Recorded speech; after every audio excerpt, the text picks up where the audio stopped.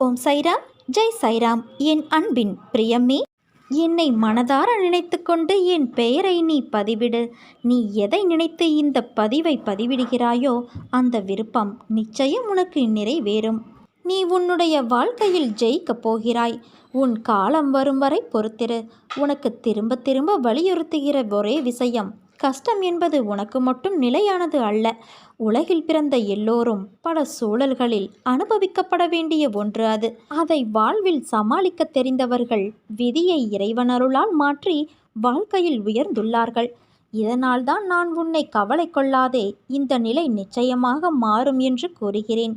ஆனால் நீயோ அதை புரிந்து கொள்ளாமல் நம்பிக்கையின்றி எந்நேரமும் கவலைப்பட்டு கொண்டே இருக்கிறாய். பயந்து தளர்ந்து தன்னம்பிக்கை இழந்தவர்கள் தோற்று போவார்கள். குழந்தையே, வாழ்க்கையில் ஜெயிப்போம் என்ற நம்பிக்கையோடு செயல்படு. இன்று இல்லை என்றாலும் நாளை நீ நிச்சயம் வெற்றி பெறுவாய். உள்ளத்தாலும் உடலாலும் நீ ஓய்வின்றி உழைக்கிறாய்.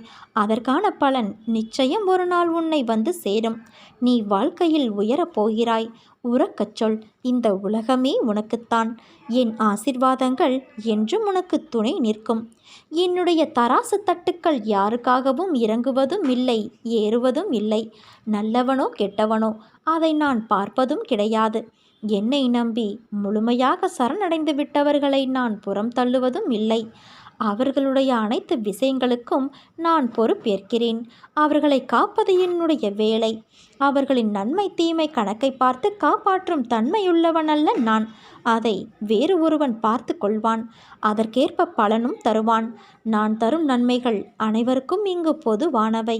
அதே போல என்னை 40 ஆண்டுகள் வணங்கியவனாக இருந்தாலும் சரி, வெறும் 4 நாட்கள் மட்டும் வணங்கியவனாக இருந்தாலும் சரி, ஆத்மார்த்தமாக என்னை நோக்கி கூப்பிட்டால் உடனடியாக நான் பதில் கூறுவேன். எனக்கு மட்டும் ஏன் இந்த கஷ்டம்? பலவித பிரச்சனைகள் சூழ்ந்து கொள்ள இரவு முழுவதும் அழுது புலம்புகிறேனே. எத்தனை காலம்தான் இந்த துன்பமும் துயரமும்? இதற்கு விடிவே இல்லையா என்று ஆதங்கத்தோடு நீ என்னை கடிந்து கொள்கிறாய். சில சமயங்களில் தற்கொலை செய்து கொள்ளலாமா எனவும் நினைக்கின்றாய்.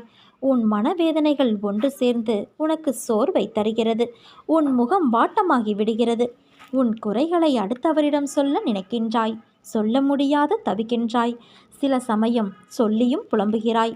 உதவிக்கு யாரும் இல்லை, புரிந்து கொள்வார் யாரும் இல்லை என்று நீ ஆதங்கப்படுகிறாய். உதவிக்கும் புரிந்து கொள்வதற்கும் நான் இருக்கிறேன். ஒன்றை நினைவில் வைத்துக்கொள். தாங்க முடியாத கஷ்டத்தை என் குழந்தைகளுக்கு நான் ஒருபோதும் தருவதே கிடையாது. தன் மகன் கண்ணீரும் கம்பளையுமாக நிற்கும்போது, தன் மகன் நிர்கதியாய் அழும்போது எந்த தந்தையாவது எந்த தாயாவது மகிழ்வாக இருப்பார்களா? உன்னோடு உன்னில் நானும் அழுகின்றேன். தைரியமாக போ. எதையும் தாங்கிப்பார். வாழ்ந்து விடலாம். நான் உனக்கு பின்னாலும் உனக்கு முன்னாலும் பக்கவாட்டிலும் சூழ்ந்து கொண்டு உடன் வருகிறேன் என்பதை நினைவில் கொண்டு என் பெயரை உச்சரித்து வா. அது போதும் உனக்கு. அனைத்தும் சுபமாக முடியும்.